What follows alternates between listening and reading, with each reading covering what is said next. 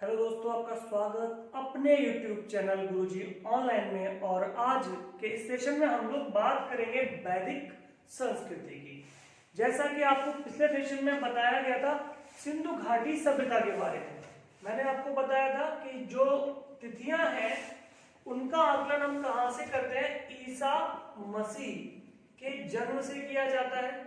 ठीक है, ईसा मसीह के जन्म से पूर्व का समय क्या कहलाता है, ईसा पूर्व, बिफोर क्राइस्ट या ईसा पूर्व कहलाता है। और जो बाद का समय होता है वो ईसवी कहलाता है।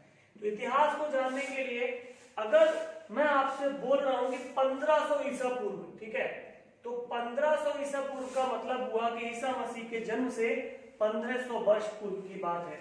ठीक है, अगर मैं बोलने लग जाऊं 2600 ईसा पूर्व, है ना, तो इसका मतलब है कि ईसा मसीह के जन्म से 2600 वर्ष पूर्व की बात है। अगर मैं बोलने लग जाऊं 1900 ईसा पूर्व, तो ईसा मसीह के जन्म से 1900 वर्ष पूर्व की बात है। अगर मैं बोलने लग जाऊं 2020 ईस्वी, इसका मतलब है कि ईसा मसीह के जन्म के 2020 वर्ष पश्चात यानी आगे की बात चल रही है।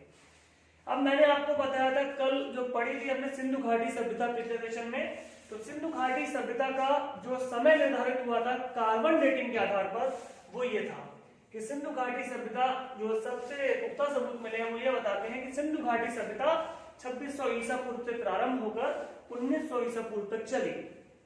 यहाँ पर सभ्यता नष्ट हो गई। कारण क्या रहा, भिन्न भिन्न विद्वानों के भिन्न भिन्न मत हैं। कुछ लोग जलवायु परिवर्तन बताते हैं, कुछ लोग बाढ़ बताते हैं, कुछ लोग विदेशियों का आक्रमण बताते हैं।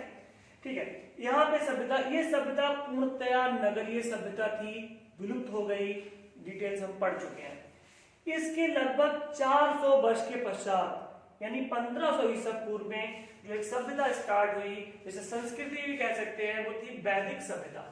तो वैदिक सभ्यता का जो काल है वो कहां से कहां तक रहने वाला है, 1500 ईसा पूर्व से लेकर 600 ईसा पूर्व तक। ठीक है, ईसा मसीह के जन्म से 1500 वर्ष पूर्व से लेकर 600 वर्ष पूर्व तक ये समय जो था ये वैदिक सभ्यता या वैदिक संस्कृति का काल कहलाता है।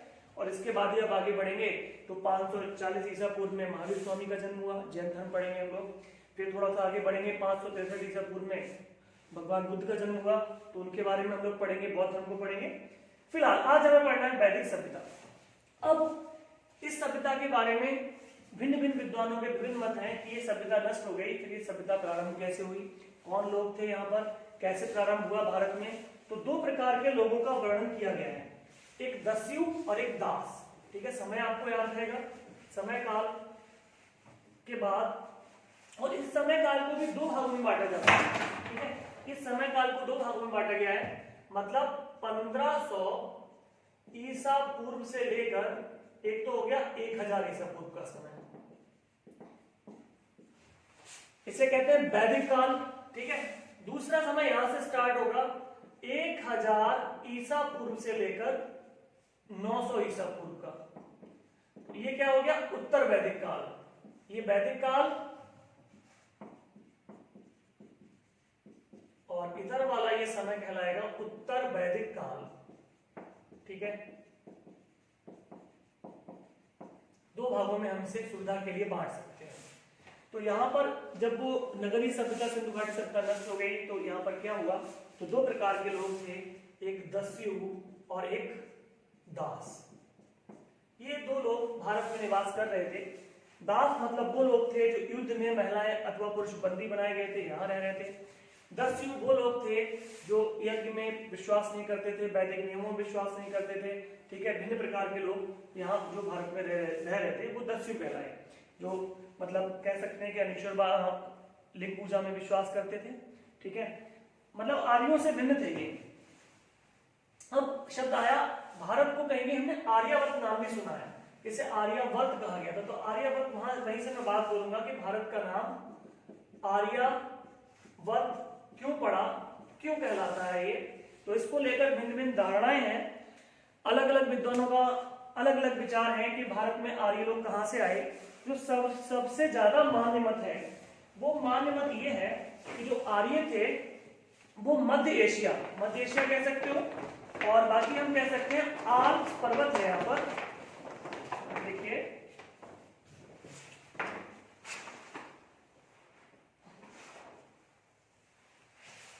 यहाँ पर ये भारत हो गया, और भारत के यहाँ पे ये यूरोप है, और यूरोप ये एशिया, ये यूरोप हिस्सा और ये हिस्सा एशिया, और दोनों को सामूहिक रूप से पहले यूरेशिया कहलाता था। ये विभाजन तो बाद में हुआ, यूरोप और एशिया अलग अलग बाद में हुए, पहले यूरेशिया कंबाइन इन दोनों को यूरेशिया कहते थे। तो अधिक सबसे सर्वाधिक मान्य मत ये है कि उस सभ्यता के नष्ट होने के बाद यहाँ से यूरेशिया से, मध्य एशिया कह सकते हो, यूरेशिया से आर्य लोगों का भारत की ओर आगमन हुआ। तो ये आर्य लोग कैसे कैसे आए यहाँ से, जो सर्वाधिक मान यहाँ पे आल्प्स पर्वत है यूरोप में, उसके पूर्वी हिस्से में, यहाँ पे जैसे आल्प्स पर्वत हो गया, इसके पूर्वी हिस्से में यहाँ से इस तरफ से ये ईरान होते हुए, इराक होते हुए, जो रास्ते में जगह पड़ेगी, इराक है, सीरिया है, इराक है, ईरान है, अफगानिस्तान है, पाकिस्तान पहले भारत में था, यहाँ से होते हुए आए। इसके कई सारे सबूत जो हमारे पास है वो भी हम एक एक करके पढ़ेंगे। ठीक है, तो मैक्स मूलर का भी मानना है, ये सबसे ज्यादा जो मत है वो किसका मानना है, मैक्स मूलर। मैक्स मूलर भी यही मानता है कि आल्प्स पर्वत मतलब यूरेशिया, मध्य एशिया से भारत में आर्यों का आगमन हुआ। आर्य जब भारत में आए तो उन्हें आते समय मैंने जैसा कि बताया था, यहाँ पर दस्यु और दास लोग रह रहे थे, उनसे संघर्ष करना पड़ा, और फिर धीमे धीमे वो यहाँ पर स्थापित हो गए और पूरे भारत में फैलते चले गए। और जब पूरे भारत में फैल गए तभी इसका नाम आर्यावर्त पड़ गया। अब देखिए यहाँ से एक एक करके हम लोग चीजें स्टार्ट करेंगे। आर्यावर्त नाम की बात क्लियर होगी। सबसे पहले आता है ऋग्वेद। जो लिखित साक्ष्य हैं वो यहाँ से प्राप्त होते हैं। सबसे प्राचीनतम ग्रंथ है, 4 वेद आपने सुने हैं, पहले सेशन में बताए भी थे, ऋग्वेद, यजुर्वेद, सामवेद और अथर्ववेद। उनमें सबसे प्राचीनतम वेद ऋग्वेद है। ऋग्वेद में लिखित साक्ष्य हमें इस बात के प्राप्त होते हैं। ठीक है, तो ऋग्वेद हमें क्या क्या जानकारी देता है, ये जितनी चीजें आपको पढ़ाई जा रही हैं, जो मैंने आपको नोट्स दिए हैं पीडीएफ की फॉर्म में, वर्ड टू वर्ड उसमें वहां आपको लिखा मिल जाएगा। आपको केवल समझने पे समझ विकसित करनी है। यहाँ से कुछ नोट डाउन की ज्यादा जरूरत नहीं है, एक आध चीज चाहे तो हम नोट डाउन कर सकते हैं, नोट्स में आपको सब मिलने वाला है। ठीक है, तो यहाँ पर मैं बात कर रहा था ऋग्वेद में। ऋग्वेद में क्या है, ऋग्वेद प्रमाण है आर्यों के संबंध में, क्योंकि ऋग्वेद में जो आर्य शब्द है, ये आर्य शब्द का 36 बार प्रयोग ऋग्वेद में मिलता है। इसका मतलब ऋग्वेद उस वैदिक काल का सबसे प्रमाणित ग्रंथ है, सबसे प्राचीन ग्रंथ यही है जो लिखित हमारे पास है, उसे हम पढ़ पा रहे हैं। जैसे सिंधु सभ्यता की मोहरों पर जो लिखाई है, जो लिपि है, हम पढ़ ही नहीं पा रहे हैं उसे, तो जो पढ़ पा रहे हैं वो प्राचीनतम ग्रंथ कौन सा है, ऋग्वेद है, और उसमें आर्य शब्द का इस्तेमाल 36 बार हुआ है, यानी आर्यों का कनेक्शन था कैसे, ऋग्वेद से। अब यहीं पर आर्य के बाद एक आता है, देखो मैंने जैसा कि बोला था, क्योंकि ये मैक्स मूलर क्यों कहने लग गया कि भाई एशिया से आए हैं, तो रास्ते में यहाँ पे पड़ता है ईरान, यहां से इस तरह से आए होंगे, है ना, आल्प्स पर्वत से होते हुए, सीरिया होते हुए, इराक होते हुए, ईरान होते हुए। ईरान का एक प्राचीनतम ग्रंथ है। अब यहाँ भी कुछ यूरोपीय पाए गए जिनकी भाषाएं आर्यों से मिलती थी। एक तो ये सबूत हो गया। दूसरा, बीच में जो ईरान पड़ा, ईरान का एक धार्मिक ग्रंथ है अवेस्ता। ईरान का प्राचीनतम ग्रंथ है अवेस्ता। जब हमने मतलब विद्वानों ने कंपेयर किया किसे, अवेस्ता को और ऋग्वेद को, तो इन अवेस्ता, ईरान का जो प्राचीनतम ग्रंथ अवेस्ता है और ऋग्वेद में काफी समानताएं पाई गई। अर्थात ये इस बात की ओर इशारा करता है कि आर्यों का आगमन सीधे यहाँ नहीं हुआ है, आर्य ईरान होते हुए भारत आए हैं, इसीलिए ईरानी सभ्यता का प्रभाव भी हम पर रहा है। तो क्योंकि अवेस्ता और ऋग्वेद में काफी समानताएं मिलती हैं। दूसरी बात, सिंधु नदी का सबसे बहुत अधिक चर्चा इसमें मिलेगी आपको। तो सिंधु नदी भी से इशारा करती है। सिंधु नदी कहाँ पड़ती है, इसी मार्ग में पड़ती है। ईरान अफगानिस्तान आगे बढ़ेंगे तो यहाँ पे सिंधु नदी पड़ती है। वो भी बता रही है कि आर्य इसी मार्ग से आए हैं, क्योंकि उन सब चीजों का जिक्र ऋग्वेद में है। सिंधु नदी का जिक्र है।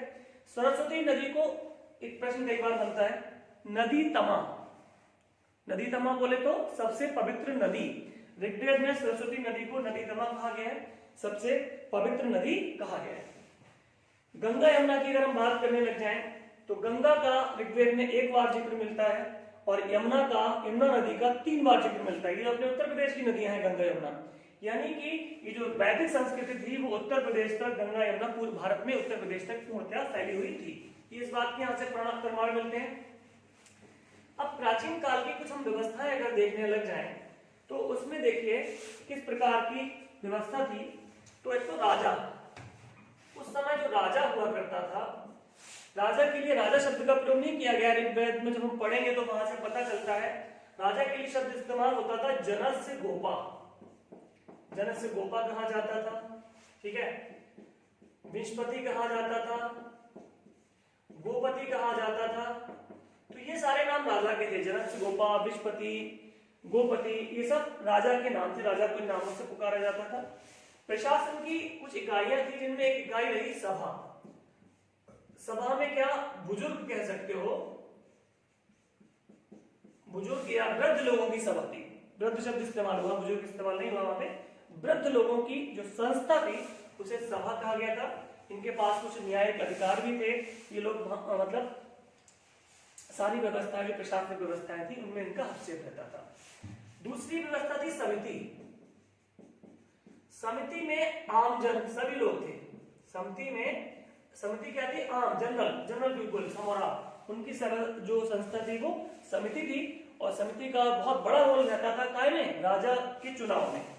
लेकिन समिति में महिलाओं को यहाँ पर अनुमति नहीं थी। मतलब 3 संस्थाएं देखो, एक विदत है, ठीक है, विदत है, सभा है, समिति है। तो महिलाएं सभा में हिस्सा ले सकती थी, जो विद्वान होती थी, सुना होगा पाला, घोषा, लोपामुद्रा, विश्ववारा, सिक्ता, सब इसमें होती थी। वो विदत में भी होती थी, लेकिन समिति में महिलाओं को अनुमति नहीं थी। विदत की बात करें, विदत में जो विद्वान थे उनके लिए इसमें स्थान हुआ करता था। तो 3 प्रकार की, राजा हो गया हमारा, सभा, समिति और विदत, ये 3 प्रकार की संस्थाएं थी। सभा बोले तो वृद्धजनों की, समिति आमजनों की, और विदत यहाँ पे विद्वानों के लिए शब्द इस्तेमाल किया गया। अब थोड़ा सा हम और आगे बढ़ते हैं। प्रशासन की बात हो गई। प्रशासन का जो प्रमुख था, पुरोहित को बहुत माना जाता था, जो पूजा कराता था, यज्ञ कराता था, क्योंकि यज्ञ की बहुत वैल्यू थी आर्यों में। तो जो पुरोहित था प्रशासन के लिए, पुरोहित प्रशासन की सर्वोच्च इकाई मानी जाती थी। यानी पुरोहित के निर्देशन में ही समस्त कार्य हुआ करता था। देखो मैं यहाँ पे एक चीज, प्रशासन में सर्वोच्च इकाई कौन था, पुरोहित था। और यहीं से मैं एक चीज जोड़ना चाहूंगा, ये 7वां मंडल लिखा था मैंने, यहाँ पे छिप गया पीछे। ऋग्वेद में जो है, ऋग्वेद की बात, ऋग्वेद को पढ़ना पड़ेगा क्योंकि ये प्राचीनतम ऐतिहासिक ग्रंथ है, संक्षिप्त जानकारी आवश्यक है। ऋग्वेद में 1028 सूक्त है, ठीक है, 1028 सूक्त है वहां पे। तो हम बात कर रहे हैं 7वें मंडल की। 7वां मंडल क्यों फेमस है, 7वें मंडल, ऋग्वेद के 7वें मंडल में, अभी पुरोहित के बारे में इंपॉर्टेंस पता चलेगी आपको कि पुरोहित की इंपॉर्टेंस क्या थी। ऋग्वेद में 1028 सूक्त है, 7 और 10 मंडल है। तो जो इसका कितना, कौन सा मंडल है, जो 7वां मंडल है, ठीक है, मंडल 10 ही है। मैं एक बार देख लेता हूं। तो ऋग्वेद में जो बात हुई है, तो 7वां मंडल जो ऋग्वेद का है, 7वें मंडल में एक फेमस युद्ध है जिसे कहा गया है 10 राज्य युद्ध। चलिए वहां पे कॉन्सेप्ट प्रपोज करते हैं, उसे बाद में देखेंगे। तो 7वां जो मंडल है, 7वें मंडल में 10 राज्य युद्ध का वर्णन है। ये युद्ध कहां हुआ था, परुष्णी या रावी नदी, परुष्णी या रावी नदी के तट पर ये युद्ध हुआ। और इस युद्ध में एक तरफ तो भरत वंश के राजा सुदास थे, भरत वंश के राजा थे सुदास, ठीक है, और दूसरी ओर 10 राजा थे जिनमें 5 आर्य और 5 अनार्य, मतलब 5 आर्य लोगों में से 5 अनार्य, और सारे के सारे इकट्ठे हो गए किसे हराने के लिए, राजा सुदास को हराने के लिए। अब ये युद्ध जो हो रहा था पुरोहितों की लीडरशिप में हो रहा था, उनके निर्देशन में हो रहा था। इन्हें लीड कर रहे थे, जो पुरोहित थे वो थे वशिष्ठ, और इन्हें जो लीड कर रहे थे वो लीड कर रहे थे विश्वामित्र। तो इनके पुरोहित कौन थे भाई, विश्वामित्र, इनके पुरोहित कौन थे, वशिष्ठ। 10 राजाओं ने मिलकर इन पे आक्रमण किया। ऐतिहासिक युद्ध इसलिए हो गया क्योंकि अकेले राजा सुदास ने 10 के 10 राजाओं को हरा दिया। तो ये ऐतिहासिक युद्ध 10 राज्य युद्ध के नाम से फेमस है। कहां हुआ था, परुष्णी अथवा रावी नदी के तट पर हुआ था। ऋग्वेद के 7वें मंडल में इसका वर्णन मिलता है, और पुरोहित की इंपॉर्टेंस यहां से समझ में आती है। युद्ध का जब फाइनलाइजेशन हो गया उसके बाद राजा सुदास और यहाँ के जो राजा थे उनके बीच बाद में समझौता भी हो गया था, वो अलग का मैटर है। फिर कुरुवंश आगे बढ़ा यहाँ से। अब देखिए जो नेक्स्ट टर्म हमारा आता है 10वां मंडल। ऋग्वेद का 10वां मंडल क्यों फेमस है? 10वें मंडल में बहुत सारे, क्योंकि हमारे समाज में वर्ण व्यवस्था जो कि एक दोष के रूप में विद्यमान है, उसके लिए वेदों को लोग मानते, स्रोत मानते हैं कि वहां से ही व्यवस्था प्रारंभ हुई। तो ऋग्वेद में प्रारंभ जब वैदिक संस्कृति प्रारंभ हुई तो प्रारंभ में वहां पर कोई वर्ण व्यवस्था नहीं थी, लेकिन ऋग्वेद के 10वें मंडल के पुरुष सूक्त में 10वें मंडल का जो पुरुष सूक्त है ये पूछा जाता है। जितने प्रश्न मैं करा रहा हूं सारे परीक्षाओं के प्रश्न हैं। आप जब उठा के आंसर उठा के देखेंगे, प्रीवियस उठा के देखेंगे, प्रेजेंट उठा के देखेंगे, तो एक भी क्वेश्चन मैंने ऐसा टच नहीं किया है जो आप पढ़ें और परीक्षा में ना पूछा गया हो। ठीक है, तो 10वें मंडल के पुरुष सूक्त में 4 वर्णों का 4 वर्ण, यानी भारतीय जो समाज था वो 4 वर्णों में बटा हुआ था। इसका वर्णन हमें कहाँ मिलता है? 10वें मंडल के पुरुष सूक्त में मिलता है। जो इसके साथ ही मैंने एक 9वां मंडल लिखा हुआ है। ऋग्वेद का 9वां मंडल क्यों फेमस था? क्योंकि इसमें सोम शब्द का प्रयोग मिलता है। सोम मतलब मदिरा के लिए वो लोग सेवन करते हुए और उसे सोम शब्द से संबोधित किया गया है ऋग्वेद के 9वें मंडल में। ठीक है, अब वैदिक ऋचाएं जो हिस्ट्री थी उस समय की, उसे महिलाएं बहुत विद्वान थी। मैं कहूंगा कि वर्तमान स्थिति में भी महिलाओं की स्थिति मतलब काफी अच्छी थी, जो मेरा मानना है, क्योंकि जो मैंने पढ़ा यहाँ से, एक तो वैदिक महिलाएं, विद्वान महिलाएं जैसे अपाला, घोषा, लोपामुद्रा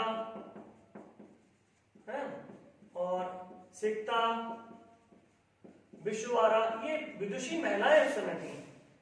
विश्ववारा, और इन्होंने वैदिक ऋचाओं को लिखने में इन महिलाओं का योगदान था। तो महिलाएं भी विद्वान प्रारंभिक काल से रही हैं। तो महिलाओं के बारे में पढ़ा हमने। वैदिक ऋचाओं को लिखने का श्रेय इन महिलाओं को जाता है। महिलाओं की स्थिति की बात करें तो स्थिति में कुछ खास बातें जो बहुत अच्छी थी उस समय, जैसे जो अभी भी हम दूर नहीं कर पा रहे हैं, आज भी हमारे समाज में कुरीतियां हैं, उस समय नहीं थी। हम बात करें बाल विवाह। बाल विवाह का प्रचलन वैदिक काल में बिल्कुल नहीं था। बहुत अच्छी बात थी। बाल विवाह जब हो जाता है तो समस्याएं शुरू होती है। तलाक का कोई किसी प्रकार का वर्णन वहां पर नहीं मिलता है। जो महिलाओं के शोषण के अस्त्र हैं ये। तीसरा, पर्दा प्रथा। पर्दा प्रथा का भी कोई प्रचलन वहां पर नहीं मिलता है। ना बाल विवाह का मिलता है, ना तलाक का मिलता है, ना पर्दा प्रथा का मिलता है। हाँ, कुछ चीजें मिलती हैं। विधवा विवाह की व्यवस्था थी वहां पर, जो बाद में राजा राम मोहन राय ने पुनर्स्थापित किया इसे काफी संघर्ष के बाद, लेकिन विधवा विवाह का प्रचलन था वैदिक काल में। एक नियोग प्रथा का भी प्रचलन था। नियोग प्रथा मैं बता देता हूँ, ये मतलब ये महिलाओं के लिए वरदान मान सकते हैं इन चीजों को। नियोग प्रथा क्या थी? नियोग प्रथा ये थी कि संतान दंपति हैं, अगर उनका संतान उत्पन्न नहीं हो रही है तो संतान उत्पन्न के लिए वो आपसी समझौते के तहत नियोग प्रथा को अपनाते थे, लेकिन संतान उत्पन्न के पश्चात वो साथ ही रहते थे। तो कुछ इस तरह की व्यवस्था थी जिससे समाज में जो समस्याएं थी उन्हें कम किया जा सके। तो नियोग प्रथा मतलब एक प्रकार का अनुबंधित कुछ समय के लिए विवाह संतान उत्पत्ति के पर्पज से किया जाता था। तो ये नियोग प्रथा, ये चीजें वहां पे प्रचलित थी। ठीक है, अब हम बात करेंगे पेशा। तो जो अधिक वैदिक कालीन लोगों का मुख्य पेशा था वो तो पशुचारण था। पशुचारण का मतलब पशुओं को चराना, पशुओं को पालना ही उनका मुख्य पेशा था। आर्यों का, जब आर्य यहाँ पर आए, धीमे धीमे बसे, यज्ञ में बहुत विश्वास करते थे, तो पशुचारण मुख्य पेशा जरूर था, लेकिन 24 बार ऋग्वेद में कृषि शब्द का प्रयोग किया गया है। कृषि करते थे लेकिन साइड बिजनेस, मतलब मेन नहीं था। पशुचारण और कृषि दोनों थे, लेकिन मेन पशुचारण था, कृषि सेकेंडरी था उनका।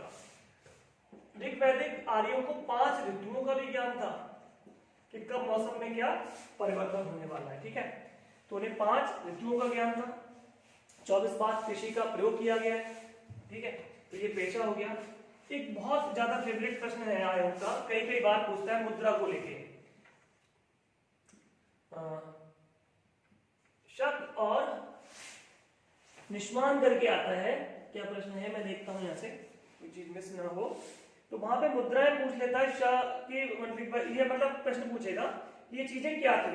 तो वहां पे आपको बताना होता है निष्क और शतमान है, गलत लिख रहा था, शतमान और निष्क। ये पूछता है कि ये क्या है, तो कंफ्यूज हो जाते हैं। आभूषण ना होकर ये वहां पर मुद्राएं थी, ठीक है, ये इनकी मुद्राओं की चर्चा मिलती है। अगर हम देवताओं की बात करने लग जाएं तो ऋग वैदिक काल में देवता जो प्रमुख थे, सबसे प्रमुख देवता इंद्र थे। इंद्र देवता को पुरंदर कहा गया है, ऋग्वेद में इंद्र देवता को पुरंदर कहा गया है। बहुत प्रमुख देवता थे इंद्र। और इनके साथ ही एक दूसरे देवता थे अग्नि देवता। इन्हें मनुष्य और देवताओं के बीच मध्यस्थ मीडिएटर माना गया, मतलब मनुष्यों के साथ भी मौजूद है, देवताओं के साथ भी मौजूद है। तो मध्यस्थ कौन थे? अग्नि देवता। सर्वो सुप्रीम किसे माना गया? इंद्र देवता को, इन्हें पुरंदर कहा गया। अग्नि देवता जो थे वो मनुष्य और देवताओं के बीच मध्यस्थ का कार्य करते थे। एक और फेमस हुए जो कि बहुत आयोग का ये भी फेवरेट क्वेश्चन है कि वरुण देवता क्या थे?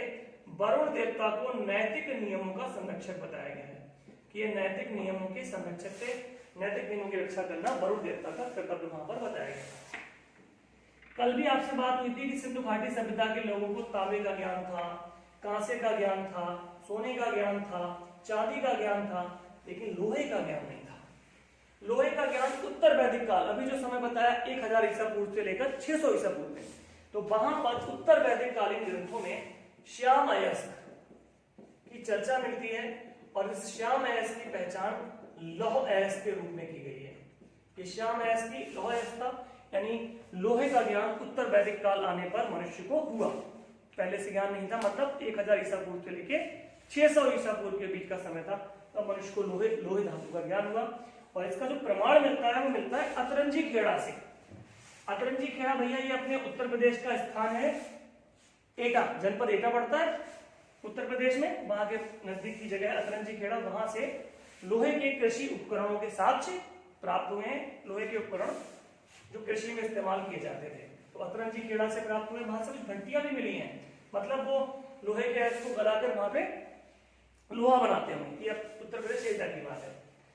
अब ये आते हैं 3 जो हमारे ग्रंथ है मुख्य। ऐतरेय ब्राह्मण है, ठीक है, और शतपथ ब्राह्मण है और गुहा सूत्र है। तो इन तीनों के बारे में थोड़ा सा देख लेते हैं क्या है। ऐतरेय ब्राह्मण में क्या है भाई, इसमें तो जैसा बताया था कि भारतीय समाज 4 वर्णों में बटा हुआ था, तो ऐतरेय ब्राह्मण में चारों वर्णों के कर्तव्यों का, जो 4 वर्ण थे, चारों वर्णों के कर्तव्यों का वर्णन है। कौन से ग्रंथ में है वर्णन भाई? ऐतरेय ब्राह्मण में। इतना याद करना है। शतपथ ब्राह्मण क्या है? नाम अजीब लगता है, लेकिन इसमें कृषि संबंधी समस्त प्रक्रियाओं का वर्णन है शतपथ ब्राह्मण में। वैसे ध्यान रखिएगा, शतपथ ब्राह्मण नाम अजीब सा लग रहा है कि कृषि से कोई कनेक्शन नहीं है, लेकिन शतपथ ब्राह्मण का संबंध कृषि से है। और फाइनली लास्ट पॉइंट जो हमारा आता है गुहा सूत्र। गुहा सूत्र में हमें क्या मिलेगा जब आप पढ़ेंगे, तो यहाँ पर 8 प्रकार के विवाह, ठीक है, इतना ही पर्याप्त है, और 16 प्रकार के संस्कार। 8 प्रकार के विवाह और 16 प्रकार के संस्कारों का वर्णन कहाँ मिलता है? गुहा सूत्र में मिलता है ना। जैसे क्या है, मतलब वर वधू दोनों ने अपनी इच्छा से विवाह कर लिया, एक दूसरे से प्रभावित होकर, वो विवाह गंधर्व विवाह कहलाया, ठीक है। कन्या का अपहरण करके उसके साथ विवाह कर लिया, राक्षस विवाह कहलाया, ठीक है। पिता ने, जो वर्तमान में चल रहा है, ठीक है, पिता ने क्या किया, अच्छा सा वर चुना, विवाह। इस प्रकार से डिटेल में मत जाइएगा। 8 प्रकार के विवाह और 16 प्रकार के संस्कारों का वर्णन गुहा सूत्र में मिलता है। आज के लिए इतना ही, मिलते हैं आपसे कल नेक्स्ट वीडियो में। Thank you for watching.